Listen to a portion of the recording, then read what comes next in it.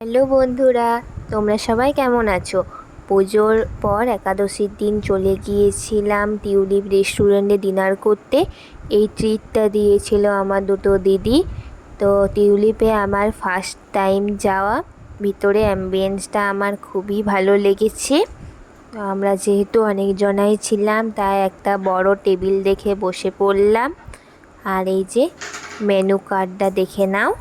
তো দেখো আমরা কতজন ছিলাম, সবাই সাথেই পরিচয় করিয়ে দেব একদিন। তো প্রথমেই চলে এসেছিল ক্রিসপি বেবিকর্ন, তারপর চলে এসেছিল চিলি পনির ড্রাই। আরেকটা আমি চিলি পনির অর্ডার দিয়েছিলাম, তো সেটা আমার বেশ ভালো লাগেনি। আর ছিল কড়াই চিকেন, নান এবং ফ্রায়েড রাইস। তো আমি যেহেতু ভেজ খাই তাই আমি চিকেন খাইনি। তো যেহেতু আমার ওই আইটেমটা ভালো লাগেনি তাই আমি বাটার পনির অর্ডার করেছিলাম।